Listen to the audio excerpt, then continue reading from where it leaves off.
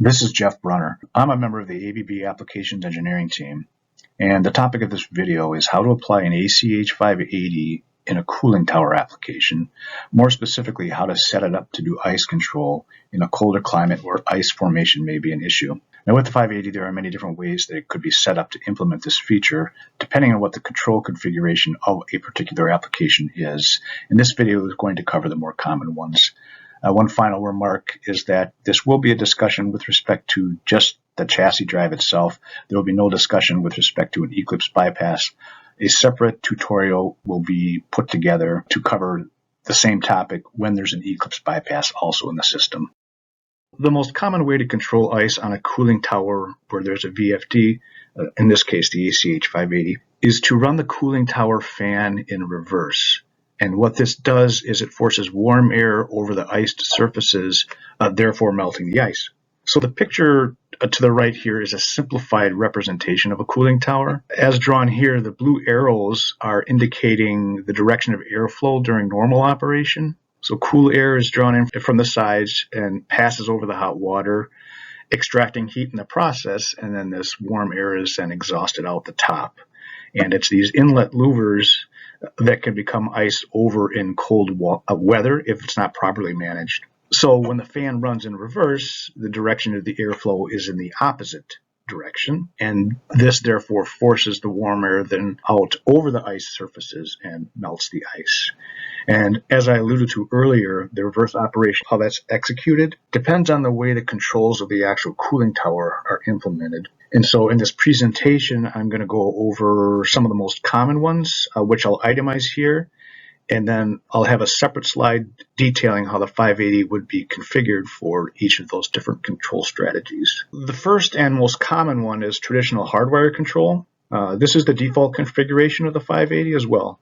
So you land the start, stop, and speed reference or frequency reference at control terminals of the drive.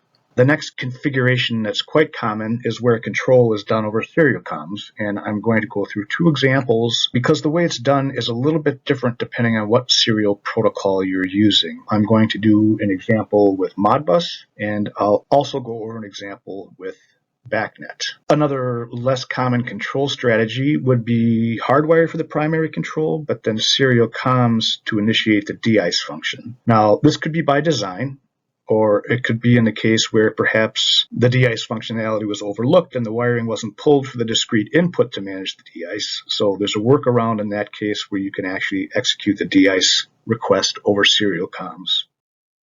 With hardwire control, although wiring is going to be landed at the terminals of the ACH580, we're going to set up our start command to be on digital input 1, frequency reference will be on analog input 1, and the de-ice request is going to come in on digital input 3. And so to the right here, we have a control terminal summary for the ACH580, and we see that the frequency reference will be landed at the AI1 input connections. And in this case, we are going to use a 0 to 10 volt analog input, which will adjust the frequency in the range of 0 to 60 hertz. Moving down to the digital inputs, we see that the start command is going to come in on DI1 and the de-ice request is going to come in on DI3. The remaining configuration is going to be to set up the de-ice operation, and for that we are going to use constant frequency 1. And first we'll need to set up the constant frequency 1 select to be DI3, and so that is the trigger input that is going to select the constant frequency. And we want the constant frequency to be negative so that the drive will run in reverse, and we're going to pick an arbitrary setting of half speed. So we're going to set the constant frequency 1 to be minus 30 hertz. And then the last thing we'll have to do is change the setup for direction to allow this reverse operation. Here we have the 580 keypad, and we'll begin by confirming the configuration of the start, stop, and reference. And as I said earlier, this hardware control uses much of what is already the default configuration of the 580 out of the box. So we'll go in through primary settings and just confirm what those settings are and make sure they're what we're expecting. So primary settings, and we'll scroll down to start, stop, and reference. We need to go to primary auto control location to confirm what the setup is. And so here we see that DI1 is already set up for start-stop. Direction, however, is set to forward, which is the default, and we need to modify that to request to allow the reverse operation. And we see that the reference is already set up for AI1. So now we can back out of here And now we will go into the full parameter list, which is where we will set up the constant frequency. Going down to group 28, we'll go in here and we're going to look for constant frequency 1 select, which is the trigger source for constant frequency 1. And we see here it's at 2822, and it too is already defaulted to DI3, so that's already set up. And then finally we'll scroll down to constant frequency 1, and here the default value is actually 6 Hertz. So this we want to modify to be minus 30. Save. And so now the configuration that we wanted is complete. Now I'm connected to an ACH580 demo case here, so let me go ahead and throw the control inputs and see what this hardwire control would look like. So up in the upper right hand corner we already see that there's a reference set, and this demo case has got an analog input on it, so I can adjust this around, and the goal here is to just set it to something that's different than our DI set point, so we'll just select at 35.7 Hertz. And now I can close DI1 to initiate a start request. And so now we're going to ramp up to the primary control set point of 35.7 Hertz. And then when the DIS request comes in, there'll be a contact closure at DI3. And we'll see the reference in the upper right hand corner changes now to our DI set point. So we ramp down through 0, and then we'll ramp back up to our DI set point of minus 30 Hertz.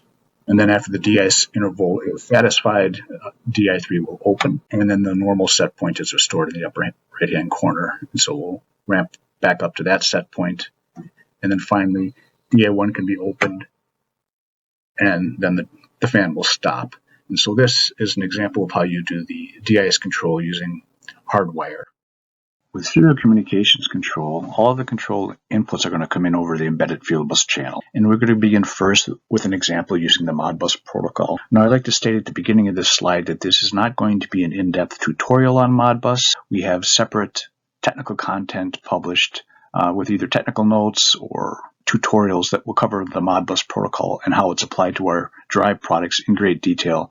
And I recommend that the user seek those out and review those for more information about the Modbus protocol. So we'll have to configure the drive first to enable Modbus at the EFB channel. And with that configuration, then the start command is going to be set to come in from the embedded field bus. And with Modbus, that is going to be controlled via Modbus holding register 40001. Likewise, the frequency reference is going to be set up to be over the embedded field bus channel, and with Modbus, that's at Modbus holding register 40002. Now for the de-ice control, we are still going to use constant frequency 1 for this, but now the select is going to be set to use this user bit 0, which is in the main control word of the drive. And this, like the start-stop request, is managed in Modbus holding register 40001. And then the remaining configuration for the de-ice control is the same. We're still going to set the constant frequency itself to be at minus 30 Hertz, and the direction control is going to have to be set to request so that we can enable the reverse operation. And so to the right here, we have that same control terminal diagram, and we can see nothing has landed at the analog inputs or at the digital inputs because all the control is going to come in over the embedded field bus connection. So the only control wiring that's required is the 3-wire RS-45 wiring, which is landed at the X5 EFB connector.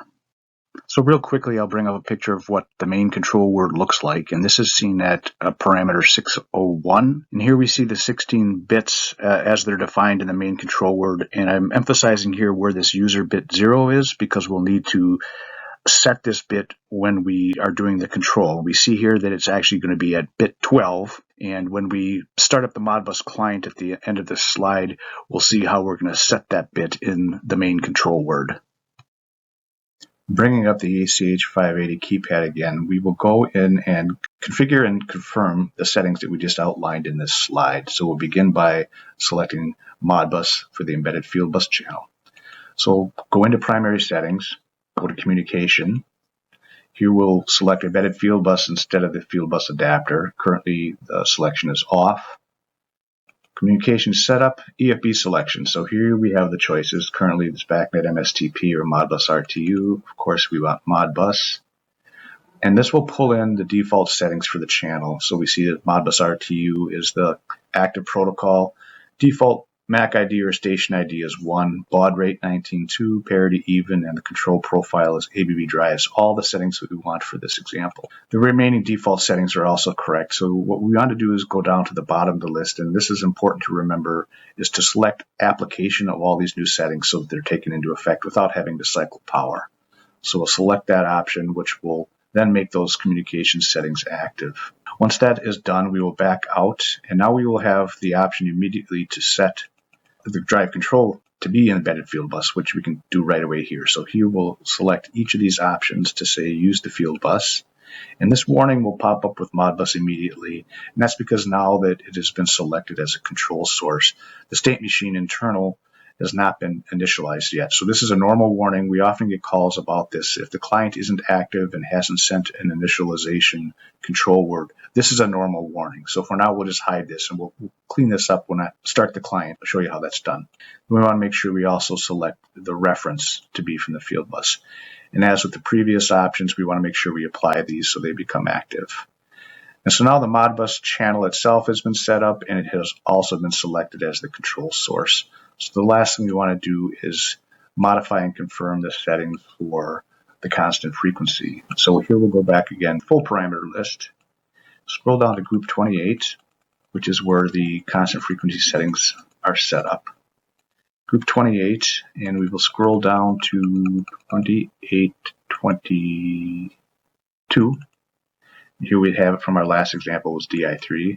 And here we're going to change this now to something that is new for the 580 that some of you may not have used before, but at the bottom of the list, and I scrolled up to get there faster, there's an option called Other. So the most common settings are already enumerated in this list as options, but if it's not in the list, the one that you want, you can just select it from any parameter. So here we'll choose Other, and we'll go to group 6, which is 601 is the main control word. We go in here and we want bit 12 is what we talked about. And so here bit 12 is clearly spelled out to be user bit 0, which is what we want for that control. Hit save. And so now that bit 12 of 601, the user bit 0, has been selected as the trigger now for constant frequency. So now we'll just check that our constant frequency itself is still set to minus 30 hertz, which it is. And so now the Modbus has been properly configured, our constant frequency has been properly configured, and now the configuration setup for this example is complete. So now I've added to this a Modbus client, which is already connected and active, and I've isolated just the two holding registers that we discussed in this slide, that being 40,001 for the control word and 40,002 for the reference. So we'll begin by sending this initialization control word that I referred to, which will clear this warning that we're getting. And this is all clearly covered in, again, the additional reference material on Modbus. So I'm not going to go into a lot of the detail on that. I'm just going to execute these commands and walk through the control that we want to emphasize in this presentation, which is going to be the de-ice control. So the value that you need to write to 40,001 to initialize it, and these are best and most simplest to be written in hex, is 40,001, and that needs to be initialized with a value of 47E. So we'll load that and send it, and that will initialize the internal state machine, and this warning should clear, okay, which it does. So now what we've done is, again, we've initialized the state machine, and we've brought the drive to a ready to run state. And so then the last command, and now we're working with primary control yet at this point, is to send 47F. And so that least significant bit is the final bit that needs to be set to start it. So we go from 47E to 47F, hit enter, and now we don't have a reference. So we'll see that in the upper right-hand corner, we have no reference. So we're running, and this flashing arrow indicates that I've got my set point to 0. So now at 40,002, we need to set a set point. So we'll launch this, and over Modbus, we send the reference in a range of 0 to 20,000, and that scales to 0 to 60 hertz. So 0, of course, if 0, 20,000 is 60 hertz. So let's start with an initial value of 45 hertz to set it to something that's not going to be our constant speed. So I'll bring up the calculator here and put in a value of 15,000. This happens to be a calculator that will convert to hex, and I can see that the hex value I need to enter is 3A98. So we will enter that here, 3A98, which is 15,000. And we'll see that our reference is now at 45 hertz. And so now, since we were already running, we'll be ramping up to that set point and getting to 45 hertz. So now that we've reached the primary control set point, we'll bring in a de-ice request. And that again will go into this 40,001 register, which is the control word. And where this bit 12 is going to be set is in this last, I should say, hex digit. And it's the very first bit in that hex digit. So all we're going to do is write a 147F, and that will assert that user bit 0, and we will see that our de-ice set point is going to be triggered. So 1447F. Okay, and now you can see in the upper right-hand corner that we have now pulled in the de-ice set point of minus 30 hertz. So we'll ramp down through 0 and then back to the de-ice control set point. And then once the de-ice interval itself is complete, this bit 12 simply needs to be cleared. So we'll write 047F, and that will return the primary control set point of 45 hertz.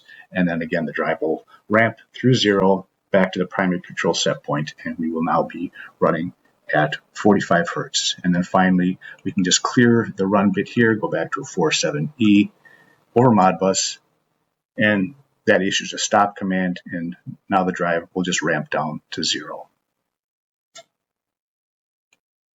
Now we'll switch over to an example using BACnet, and I'd also like to state in the beginning of this slide that this is not going to be a detailed introduction to BACnet. We have additional technical content which covers that topic in much more detail. And so most of the setup here is going to be the same as it is with Modbus, with the obvious exception being that we're going to have to select a different serial protocol, and in this case that'll be BACnet. But the other configuration is going to be the same. So start command is still coming in over embedded field bus, but with BACnet, that's going to be a BACnet object, binary value 10. Frequency reference, again, also over embedded field bus. With BACnet, that's a BACnet object, analog value 16. And then the de-ice request, again, the configuration is the same. And this is going to be still constant frequency 1. And the constant frequency 1 select is going to be at the main control word. And we're going to use this user bit 0. And that is controlled BACnet binary value object 34, and then the constant frequency 1 frequency itself is still going to be minus 30 hertz, and we're still set up to allow reverse operation. And then quickly over to the right, we see the same control wiring diagram, and you'll see that this is identical as it is with Modbus. Bringing up the ACH580 keypad, we will now switch the serial comms control to be over BACnet instead of Modbus. So other than the configuration of the embedded field bus channel and converting that, all the other settings will be the same. And it's just the control objects themselves that triggers all the primary and de-ice control that will change. So we'll go in here, back to the primary settings menu, and we will go into communication, and we can see it's still set for Modbus RTU. Scrolling over, we will now select BACnet MSTP as the control protocol. Save. And now this will pull in all of the default settings for BACnet. And so here we can see that the protocol has been properly selected. Now the default value for the MAC ID or the station ID is set to be like an out of range value. So we will pick a value. So this is the address on the local link, the 45 link. I typically, for testing, just set this to 1. Baud rate is auto. I'm going to set that to 38.4 because I know that's what I'm going to run my client at. And then now there's this device object ID. And now this is the network wide or the global address. And this needs to be unique on the network, and it's separate from the 45 MAC ID. And so the range that initially comes up is what the range of the property actually is. So we'll just set some arbitrary number. And internal to any building, they might have a strategy how they do these object IDs. But just understand that now with BACnet, there's 2 identifying pieces of information. And the best way to look at it is one's a local ID. So for MSTP, that's in the 45 segment. And then this device object ID is like a global ID that is network wide across all different media. So we'll just arbitrarily pick this value, save it. And then these other settings, the default values are perfectly fine. And so then we'll go down to the bottom of the list as with Modbus, and we need to apply these settings. And so now the BACnet channel itself has already been set up. And so now we will just go confirm that all the control settings are still valid from our previous example. So we can just check those here. Primary auto control location, we see that we are still doing our start-stop from embedded field bus. Direction request for reverse is still enabled, and our reference is also from embedded field bus. Finally, we will just walk back through our constant frequency settings and confirm that those are still what we need for this example. So group 28 and group 2822. So the trigger point is still going to be the same. We're still going to use this user bit 0. It's just going to be controlled a little bit differently over BACnet. So that's correct. And then finally, the reference itself, which should still be at -30. We'll just confirm that. It is. Okay, so all of the setup now for this example has been complete, and we're now set up to do the control interface now over BACnet. Okay, so here I brought up a BACnet client that I'm using. Again, it's already been connected. I won't go through all of the connection setup and options because that's covered in other technical content. The browser itself I'm using it's an open source, so it's free, and it's a very usable interface for just doing simple discovery and control. And so if you're looking for something you can get free online to do a little BACnet testing, I would recommend it. It's called Yet Another BACnet Explorer. Yabe, you heard both ways. But anyway, that happens to be the client that I'm using. So here I've already discovered the ACH580 that we previously configured. And so you can see that instance ID shows up, that 94303. So that's the global ID. And this 1 is the local ID. So that's the 45 MAC address. And so now we will go and do our primary control first. Then we'll bring in the de-ice control and then return to the primary control, just like we did with Modbus. So we'll scroll down here, and the first thing we'll do is set a reference. And I've pulled that object in already, so input reference 1 is analog value 16. So I'll select that, and then the settable, or all the properties for that object show up. And we see that, in particular with BACnet, it tells you what the units are, and here the input reference is set in percent, 0 to 100%, actually 150%. So in our case, to be consistent with our previous example, we'll set this to 75%, which should be 45 Hertz. Okay, so we see that our reference here has been set to 45 Hertz, so this is our primary control set point. Then we will scroll further down, and from our slide we saw that BV10 is the run stop command. So we'll select that. And here the present value is currently stop. Okay, so the text associated with the states is also one of the things that's published with BACnet, which is somewhat useful. We'll set the present value to 1, and we'll start the drive. So we'll see now the drive is running, and we're ramping up to the primary control set point. So once we reach the primary control set point, we will then issue the de-ice request. And as we said in our slide previously, that is brought out on binary value 34, which is, as we can see here, is the user 0 command. So we select that, and its present value, of course, is 0. So we'll set that to 1. And now we see that the reference has been changed to our de-ice set point of -30 Hertz. So we'll ramp down through 0, and then ramp up to the de-ice control set point. And then once we've achieved that, and then for whatever the de-ice interval is set to when that expires, we then will clear the de-ice set point request. We see that the primary control set point, which had been overridden, is restored. We're back at 45 Hertz. So again, we ramp back through 0 up to the primary control set point, and now we're back to normal operation. So then we can just simply take and issue a stop request, and the drive will shut down and the fan will stop. So that is how the primary control and de-ice control is done with BACnet.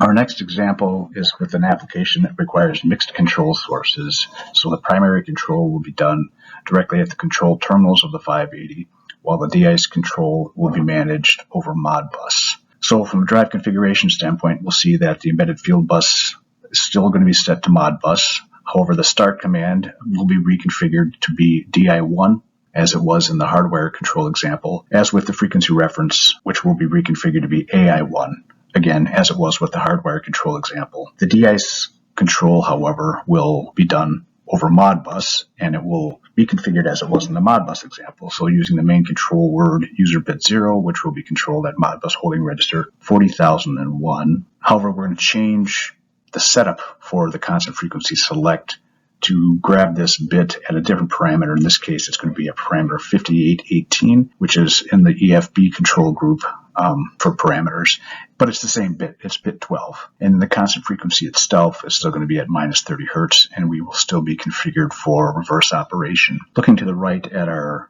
wiring diagram, we see that the control terminals look very similar to the hardware example, with the analog input coming in on AI1, and we see that the start-stop command is coming in on DI1. But what's different is that DI3 is no longer the control source for de-ice, because that's going to come in over Modbus. And so we see that this version requires separate control wiring to come in for the embedded field bus connection. Bringing up the ACH580 keypad, we can reconfigure the drive for our latest application. So we'll begin by switching the protocol back to Modbus. We'll do this again through primary settings, communication. We see that we're still on BACnet MSTP. We'll change this to Modbus, and this will restore the default settings that we had in Modbus previously, which the default settings themselves are okay just the way they are. This warning will still come up until we reconfigure this, the frequency reference and start-stop control, and then that warning will go away. Once again, we will apply these settings, and now we can back out of the protocol selection and switch our primary control to be DI1 and AI1. So we'll back out of this to start, stop, and reference, and we will go down to primary auto control location, and this will still be set up for embedded field bus. So we'll restore this to DI1 for start, stop. Direction is still properly configured. Reference we'll bring back to AI1. Save that. And so now the primary control is going to be at the input terminals. And now we will go and make whatever changes we need to the constant frequency select. Going to the complete list, back to group 28. 2822 is where we had previously been picking up that user bit 0, parameter 601. And so we're going to change that because we don't have any primary control in the EFB channel anymore. The control word that's written over the field bus does not get populated in 601. However, that same control word is still visible in group 58, which is the embedded field bus group. And so we can still pick up that bit as it's coming in from Modbus, although it does not get populated in 601. So we'll go down to group 58, and it's at 5818. And this is, again, where the client writes the control word, and then based on the configuration of the drive, this will or will not get populated up in 601, but we can still pick up the bit as it comes in from the Modbus client. So we'll go down to bit 12 because we know that's where it is. Select that. And so now we have just switched the user bit 0 to be from group 58 instead of group 601. And so now the configuration for this application is complete. So now once again, I brought up this Modbus client, and so now I will execute first the primary control. And again, I'm still connected to that demo case, so I've got control over the analog input, and I've got control over the digital input 1. So we'll begin by starting the primary control by closing DI1. Okay, so we can see that start command has been executed, and we are starting to run and ramp up to our set point, which is currently 39.2.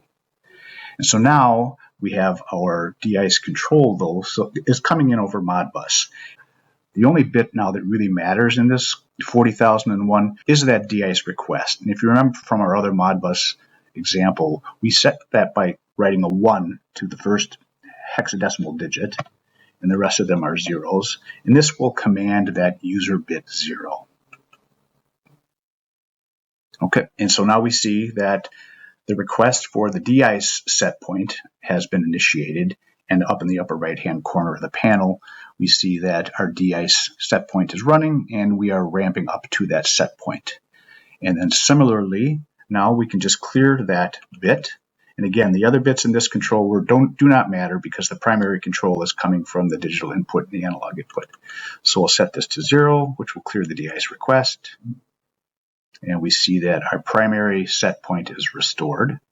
And again, the sequence is we'll ramp back through 0, ramp up to our primary control set point, and then we simply have to open DI1. And we see that the stop command is removed and the drive will stop. And so this is how the mixed control configuration for the de-ice is done.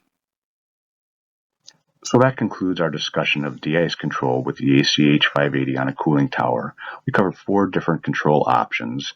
First was hardwire control only, and then 2 serial communications options, one with Modbus and one with BACnet, and finally a mix of control strategies, one with hardwire for primary control and serial comms for the de-ice.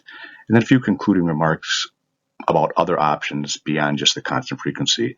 The first, using communications, if you just send a negative frequency reference to the primary set point, that's an option. And then you can also just command reverse operation at the primary set point if a different frequency isn't required for de-ice control. And then finally, regarding Modbus specifically, we covered an example that used the ABB drives profile. Just know that it is also possible to achieve the same functionality using the DCU profile. And then finally, as always, reach out to your local ABB representatives if you have any questions.